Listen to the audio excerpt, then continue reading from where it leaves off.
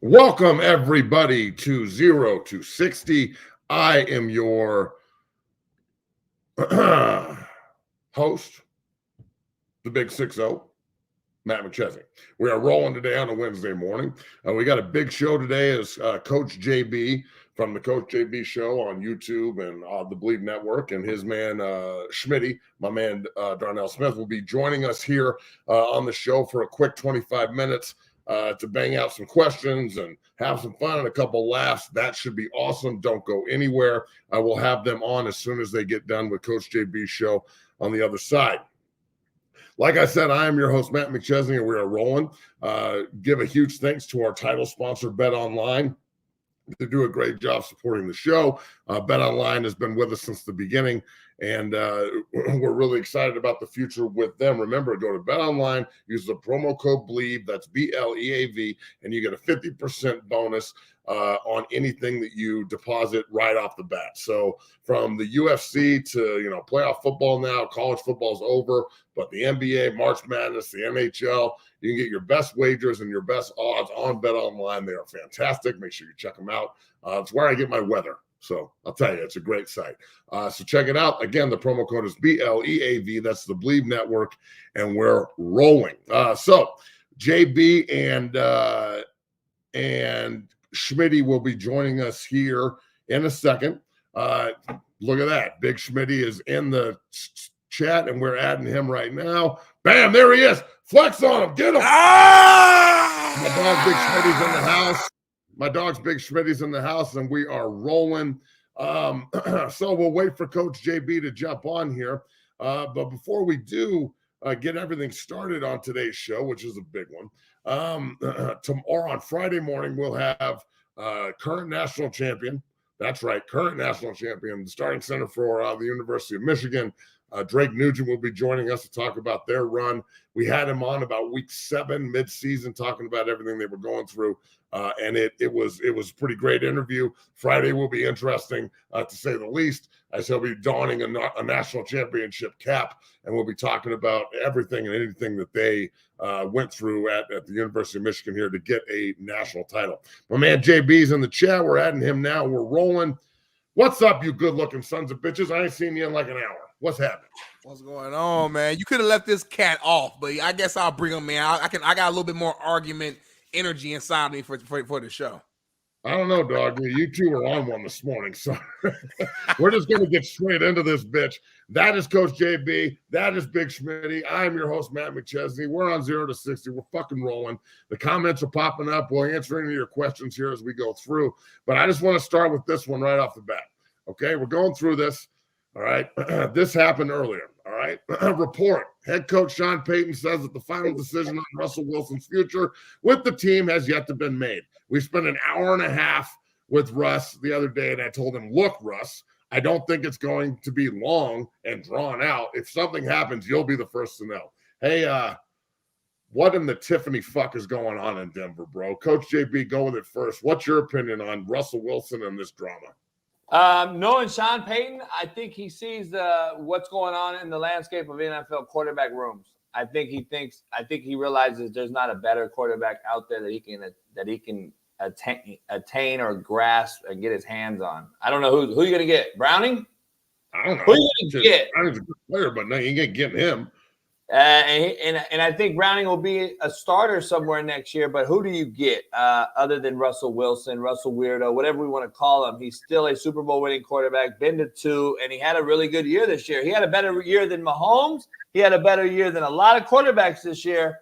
Can you replace that and get better? And that's just what I don't know. And I think Sean Payton sees that. And I think he's realizing that, you know what, we may be stuck. And the flip side, Matt, to your question, maybe the Walton brother, the owner of Walmart, has said, you know what, we can't get out of this contract after looking into it.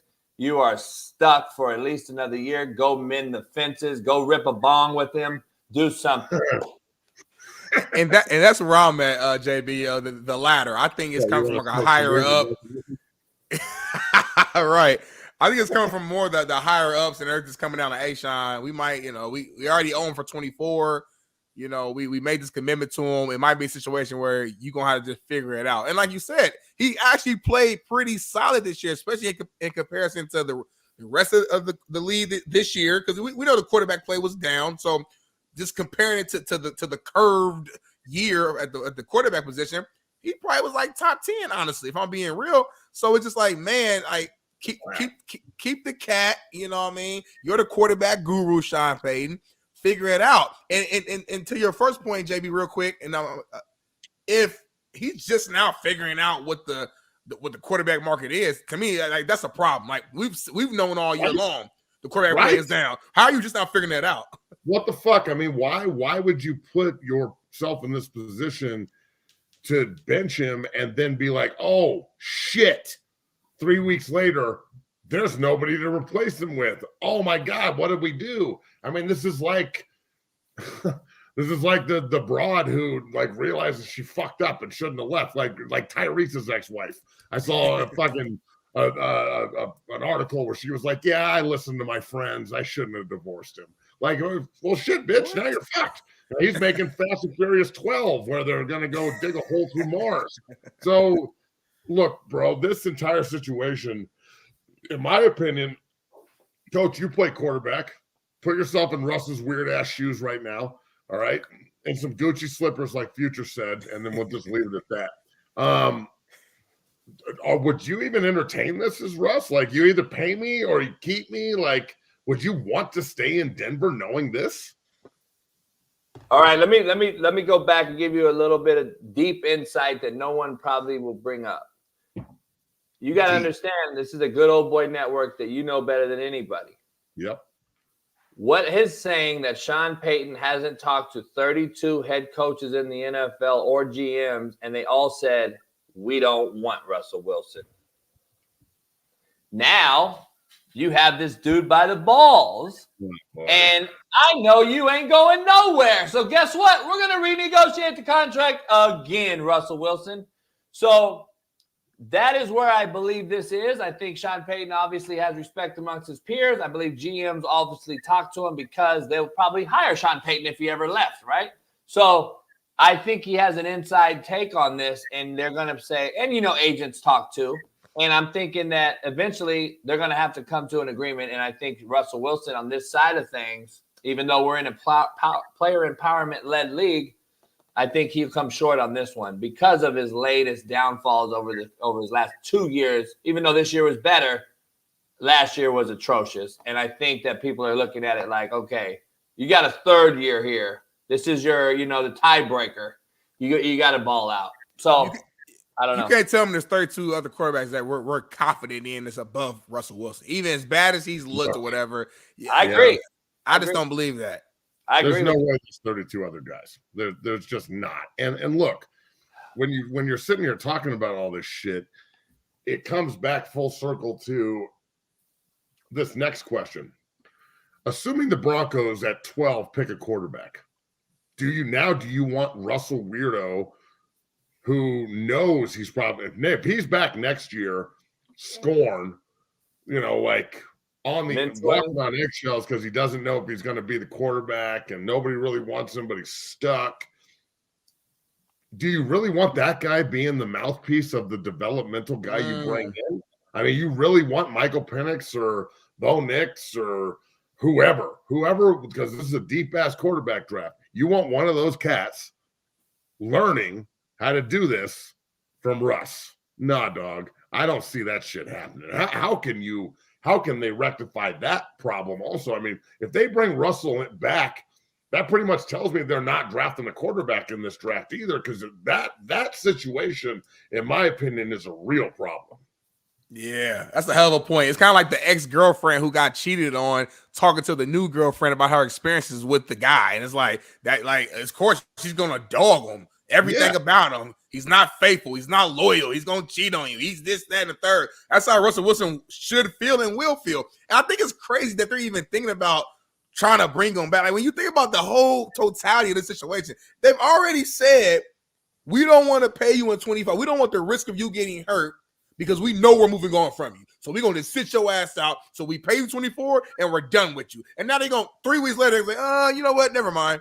No, if I'm Russell Wilson, I'm like, hell no. I'm not playing. I am not suiting up in the Broncos uniform no matter what. And my back hurts. Smitty, is it really Russell's job to get these rookies better? Remember Tannehill Pete for saying it ain't my fucking job to get them better. I'll be me. I'll teach everything what I do, but I'm trying to start too. Right. So I don't know. I think we're so soft. And here's the reason I say that. I think we expect the guys to be like welcoming. Oh, come on in. California is trying to pass a law as of an hour ago to ban youth Pop Warner football. Get the fuck out of here. For real? Yeah, just Pat. Weddle just sent it to me. I saw it this morning. Weddle's hot. Everyone I've talked to, a lot of people hit me up saying to retweet it and stuff.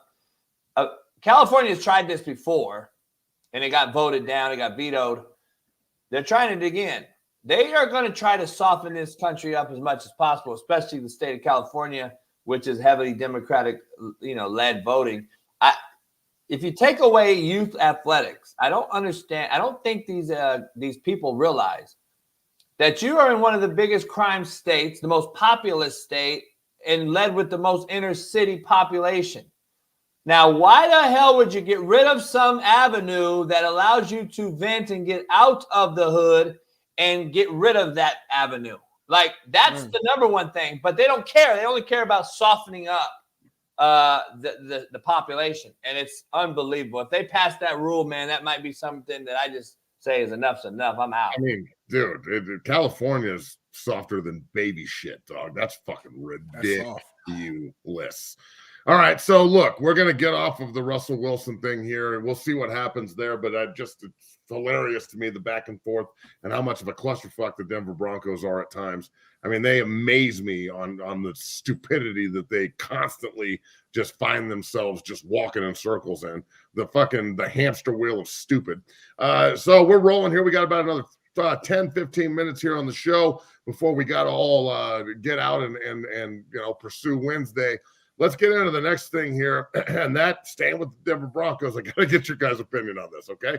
This garbage right here that we're looking at is what they're proposing the Broncos move to next year from a standpoint of their uniform. A white helmet, like the cute little mountains on the shoulders, as opposed to this. Gorgeous, just perfect fucking the D on the side of the helmet. Everybody knows every chick in Denver wants the D. Just give it to them. You know what I'm saying? Like, what the fuck? This is the way it's supposed to look, bro. If they come out with this, I'm a D lineman at heart. You got to look good to play good. Yeah, if he's a quarterback, he wants to look good. Schmitty's a D lineman. He ain't trying to look like no scrub. This is terrible. Please tell me I'm right. I like the mount on the shoulder. Get the fuck out of here. You would. I like the mount on the shoulder. You like the mount on the shoulder? I like the mount. This fucking college, Denver, Colorado, man. The mount. When you think of Colorado, you think about the mount. Don't cover your face up. Don't do that. I'm a guest on your show. Fail. Listen, all I'm saying is keep the same uniforms that you have now. Just maybe add the mount to the shoulder. Keep it simple. That's all you got to do. That's all I'm saying. I'm agreeing with you. I don't love the totality of the uniform, but the mountain element is kind of creative. It showcases Colorado. Come on, dog. That's the lamest shit I've ever seen in my life. They might as well just put Russell Wilson on the jersey. Or the Walmart. Just put a big fucking W on the shoulder. Smoke a big blunt and put Bob Marley picture. I mean, for real, dog, who came up with this fucked up uniform? This thing is terrible. It's the worst uniform I think I've ever seen in my life. If they do that and they go to the white helmets, I'm going to be pretty disappointed. I know we're having a fashion discussion now on the fucking show, but when you parade out some dumb shit like that, you deserve it. Let's see what the comments have to say. The mountain on the shoulder, here's a good one. The mountain on the shoulder is garbage as hell, Schmitty. Get out of here. Okay, Alex E. I guess you know the fashion. Hey, it looks like a Bud Light can. It looks terrible, dog. It's like now we need the greeter from Walmart. Might as well come up with the fucking uniforms here. Or Coors Light. What is it? Coors in the Rockies? Coors. Coors is the Rockies. Yeah. Well, at least we can get a fucking Coors commercial out of it or some shit. You never know. All right. So all that said, moving off of the fucking the fashion part of the show. I can't get over the fact of how gimmicky it looks.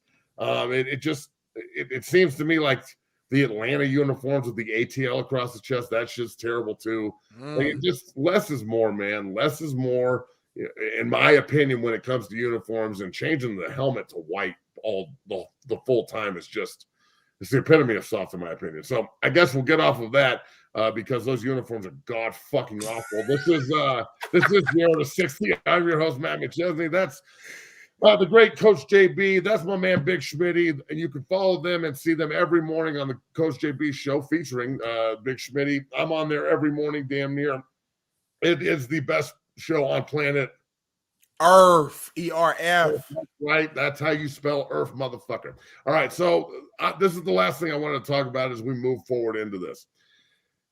Some are saying that this quarterback draft this year is comparable to the 83 quarterback draft. All right. The 83 quarterback draft is Elway and Marino and, Ken O'Brien and Jim Kelly and dudes, Todd Blackledge, going to the quarterback guru right off the bat. Do you agree with that? I know that there's a lot of hype behind it. There's some big names in this group with Caleb Williams and Drake and Nix and Penix and, I wear my own rib cage around my neck, Hartman, and so on and so forth. How do you feel about that comment I just made? Yep, that's what I thought. Are we joking? Well, that's what I'm saying. There's a lot of people that are comparing the two and saying that this class is like. You know who it is, though? I heard that. That was the Baker Mayfield, Sam Darnold class where they were stroking that class Chicago backhand style. That shit didn't work out too well. I'm going to give you a real honest take on this instead of just obliterate the take. Here's what I'm going to take. I think we live in a fantasy football-led world where we think quarterbacks are so good because these fucking idiots picked them on their DraftKings or FanDuels, and Patrick Mahomes got him 67 draft points, and then they went out there and was like, Patrick Mahomes got me 67 points. I won $50. He's the best quarterback in the world. And then I go on and break the film down and say he threw 17 bubble screens and a fucking smoke screen that went for 80, and he's average as shit. And then I'm the villain, I'm the devil, I'm the hater. So I want to give you a little context as where I'm going with this. It's the same thing in college. We have, no offense, but I do want to offend Mina Kimes and all these other fucks that know nothing about the quarterback position, but yet we are revering to them as the greatest fucking analysts on planet Earth about quarterbacks. And I'm sitting there like, damn, Mina, I forgot you took a 3-step drop underneath center and threw a hitch on time. But anyway, she is evaluating quarterbacks and telling us that Drake May and Hartman and all these guys, Caleb Williams, is going to be the best thing since Dan Marino and Elway. And I'm sitting there like, what? I don't know, man. I'm going to say it on your show because I won't say it on mine because then Bailey will cut it and then there'll be out there receipts and Smitty will try to talk shit to me. I am saying it on your show. Bailey, don't cut anything for Matt this week. I'm saying it right now. I don't believe there's a guy in this draft that you're going to hear from in 5 years or more. I don't think they'll be playing. Whoa. Now, talking about define not playing. Like, what does that mean? Like they're not going to be a starter. All of them? None of them. Caleb Williams, Drake May, Hardman, Penix, Nix. I mean, I'm missing Daniels guy too. The kid from Tulane, Pratt. Nix is old. He's going to have a lot of Braden Whedon and what's his name from Florida State. Damn, you just compared Penix Jr. to fucking Brandon Whedon? No. I said Nix. They're old. Still, they're older. So the older guys, Penix, Nix, they're going to have a lot of what was the guy at Florida State that won the Heisman, 28-year-old? Winky. They're going to have a lot of Winky in them when they get to the – a lot of Winky in them. They're going to get – when they get to the league, your time's very limited, Matt. Matt, think about this. C.J. Stroud is younger than Jaden Daniels, Bo Nix, Michael Penix, Sam Hartman. He's already started a year and might be the rookie of the year. Look at Trevor Lawrence. Trevor Lawrence is the same age or younger than everyone I just mentioned as well. Penix has had 2 major knee surgeries and a shoulder surgery. He's 25 years old in May. How are these guys going to be viable sources at the quarterback position in 5 years? That's why I'm making a statement. Caleb Williams gives me a lot of mental midget Kyler Murray vibes. I don't know if he can run around the NFL and continue to have sustained success. So I'm going to knock him out. Drake May, I believe, wants to play this new age ball. And the more I watched him, I got least impressed. And then Michael Penix showed, I believe, his nuts and guts, which I wouldn't even draft him anymore. Where a week ago, we had drafted him first. Now I'm like, he's probably a 3rd round guy. So I just don't see this draft being good at all. I just think we're all in all of the fantasy points they produce. These naysayers on Twitter and social media, they think they really know quarterback play. And I'm looking at these guys on a weekly basis like, now, not to be long-winded before Smitty, but here's the thing. Quarterback's very mid in the NFL as well. This is facts. So maybe these guys do play because we're so bad. I don't know. I mean, you mentioned you compare Caleb Williams to, you said Kyler Murray, he's a mental midget like Kyler Murray. Well, Kyler Murray, he's still starting and he's still making plays. So, like, again, you know, but that's my thing. Like, I don't know if any of these cats are going to be great. None of us really do. We go into these drafts every single year and we predict and we guess. And there's just so much of football is intangibles and things that you can't see. You can't see on tape. You can't see on the stat sheet, and especially at the quarterback position specifically. So only time will really tell. But I'll say this, going back to your original question, Matt, as far as comparing to the 83 draft, it definitely sounds crazy right now. Like 100% sounds crazy. But I would like to ask like some of the OGs, when the 83 draft was happening, the actual day of the draft, did we know right then and there that those guys, like that John Elway was going to be John Elway, that these guys were going to be the all-time great? No. Like at that exact moment, they got drafted, good college careers, and they turned out. So right now, we're speaking from a standpoint of in hindsight because we know how great they became. So it's crazy to even think that these guys right now would even touch that.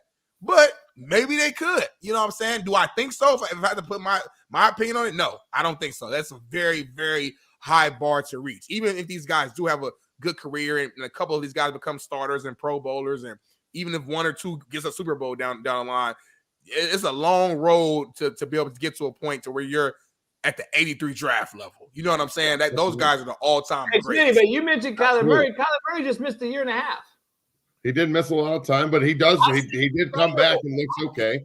He came back and looked pretty good, though. I'm not gonna lie. I mentioned the word sustainable. That's what I mean. I don't know if these guys are sustainable. Caleb Williams, I don't know if he's sustainable. And if you miss a year, that's my next question. That's my next question here. Hollywood in the comments comes out and says, depends on what team and what coach they have and where they go. And that, look, great comment.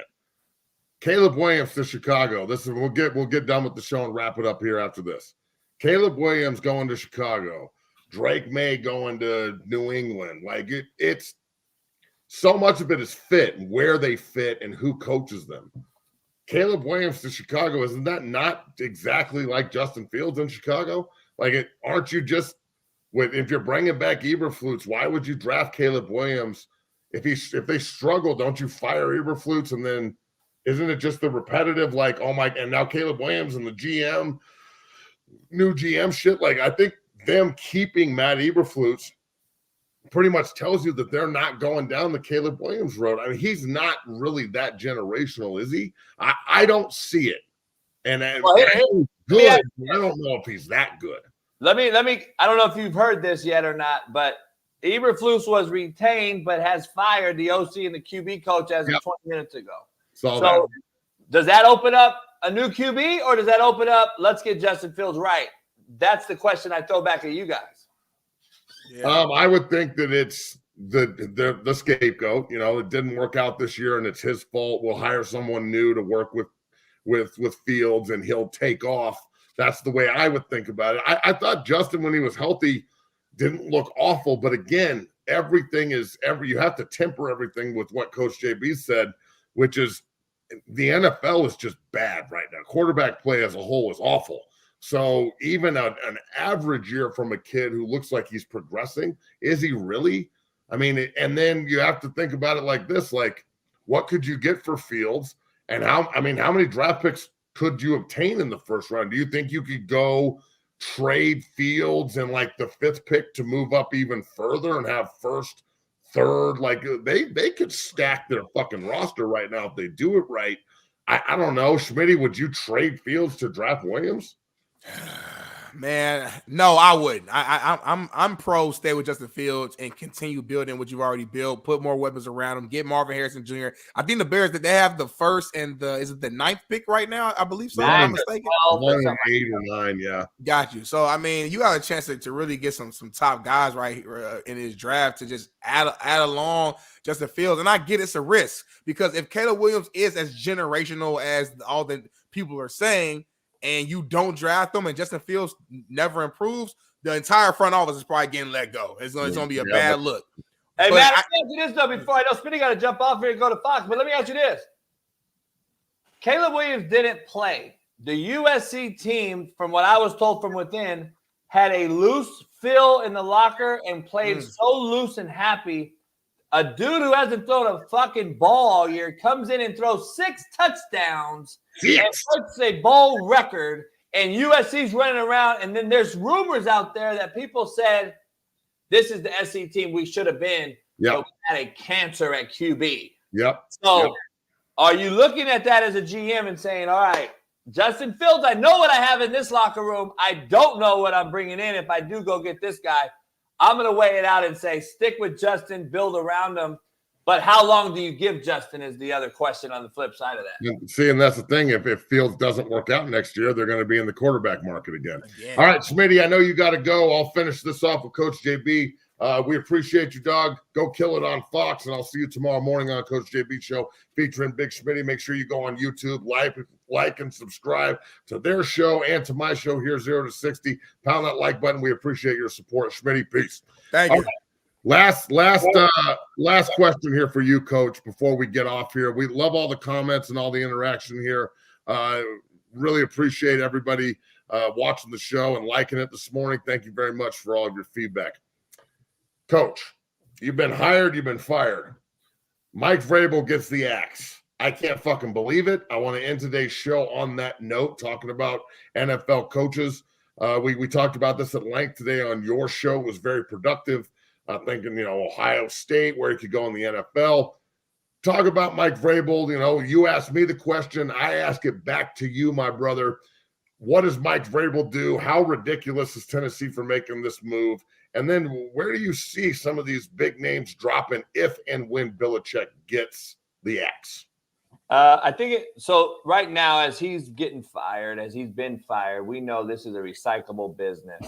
And he's probably number one already, the hottest name out there on the NFL side of things, other than probably Jim Harbaugh because of the family lineage and winning a natty on Monday.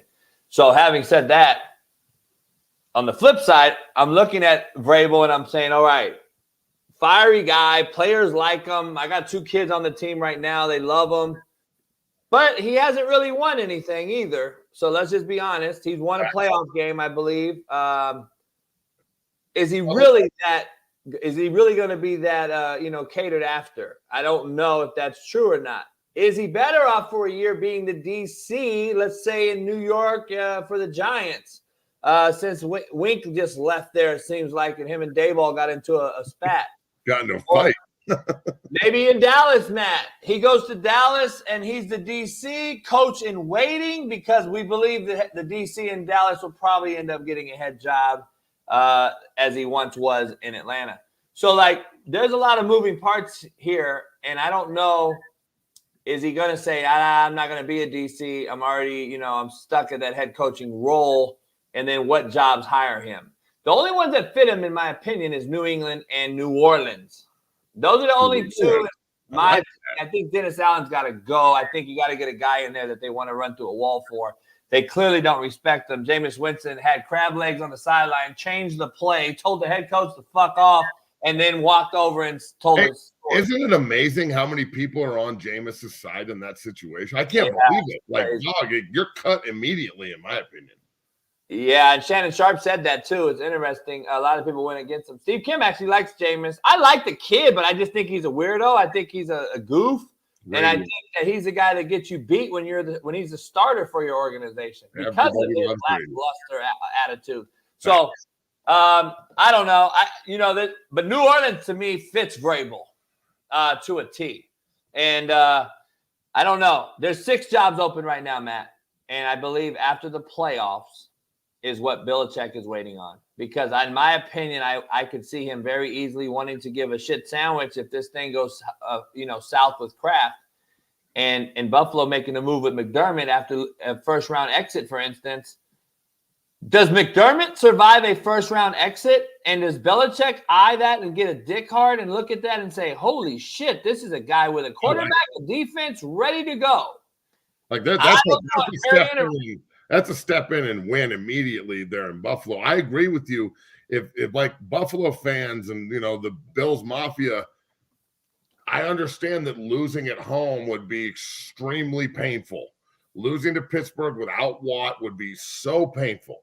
All that said, if it did happen and they fire McDermott and you hire Belichick and he comes in and all of a sudden they're rolling and they're a 13-4, 14-3 team with an excellent defense around Josh Allen, that might be what takes them to the next level. And Belichick would be so goddamn pissed off that New England didn't want to let him finish his tenure there that he'll be looking to just go shit stomp the entire damn league. So, I mean, that's very interesting to say the least. There's going to be a lot of fucking hats falling. Hey, do you actually think that, like, John Gruden will get another job in the NFL? I keep seeing his name here in the comments. I've read a couple of articles that he's getting looked at. Like, really? John Gruden's going to get another job after they tried to blackball him the way they did? I've heard he's been offered a job already in New Orleans. Dennis Allen is trying to make a splash, in my opinion, as a last-ditch effort, a desperation to make a splash to upper management that I'll hire John Gruden as our OC if you keep me. I think that's what it's doing. But I think New Orleans is telling him, I think that family's going to be like, all right, we got to win again. Sean Payton's over in Denver. Sean Payton had 70 dropped on him and almost damn near made the playoffs after that. He's definitely on the rise in Denver. He's definitely going to turn this place. We need to definitely turn this place. I don't know if they stick with Dennis Allen anymore after this. I think this week will tell some people some things. I think after the playoff, this first round game round, there's going to be at least 8 to 10 jobs open. So there's 6 right now. And the Commanders are an intriguing one because Eric Bieniemy's in limbo land. I don't know what happens to him. And great comment here with Eric Bieniemy, since you brought that up. Eric Bieniemy doesn't get a head coaching job. He could be the Bears OC. How do you feel Eric Bieniemy would roll with Justin Fields? You think that'd be good for the young kid? Eric's mean. Remember that. Yeah, Eric's like one of us. We don't like Eric. We don't like coaches like us anymore. Nope. I don't know. I wouldn't be shocked if he went back under Andy Reid for a year or two again. And goes back and retreads that. I think Andy's told him not to leave. He wanted to go on his own. Does Andy bring him back? I don't know. He brought his old other buddy back this year. They're struggling though. Maybe the micromanagement is what Kansas City needs. Maybe the wide receivers wouldn't drop all the balls because Eric Bieniemy would be in their ass. I don't know, but there's going to be some movement because if the Detroit OC gets the Washington head job, now the Detroit OC job is open. So there's going to be movement like that as well, especially Tennessee, obviously with Vrabel gone. There's going to be that opening up on both sides of the ball, coordinator-wise. Buffalo may have a move. And Buffalo's going to probably hire a full-time guy. Joe Brady will probably be the guy that leaves to replace Detroit. I could easily see Joe Brady going with Goff and having that Joe Burrow type of system with those receivers and Jared Goff, long arm, big arm, ball striker like Joe Burrow. I could see Joe Brady going there if something happens there. So there's going to be some movement in the coordinating world.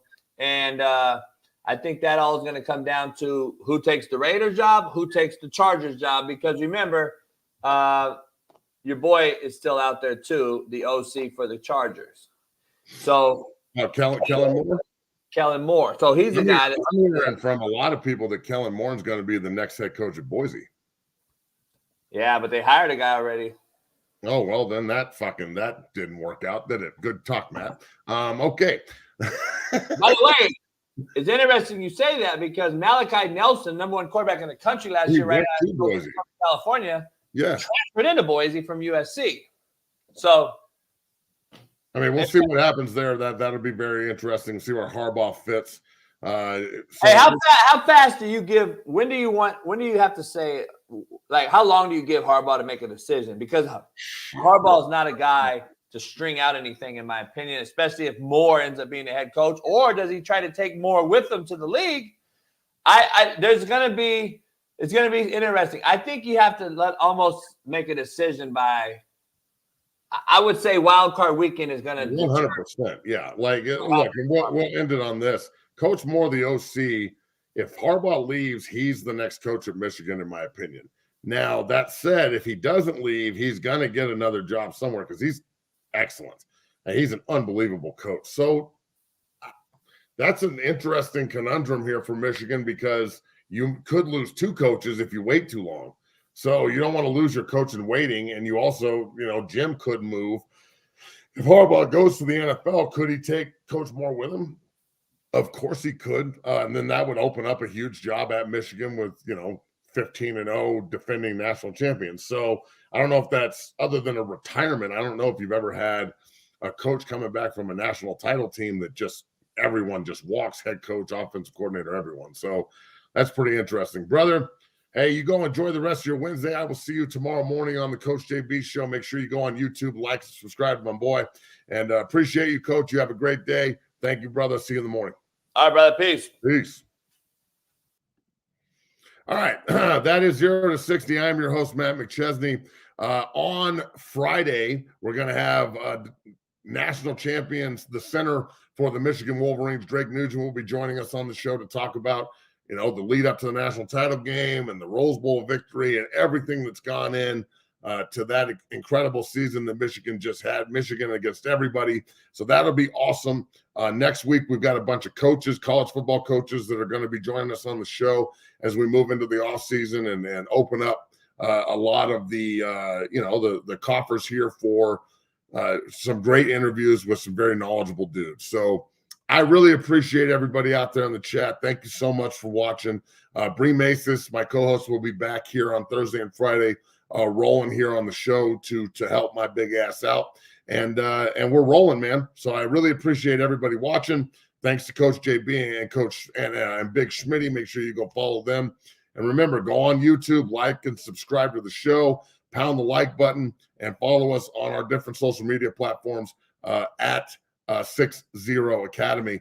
The TikTok page is at like 225,000 people today. So that's just blown up, and we appreciate all the support. So have yourself a great day, folks. And as always, let's go Buffaloes.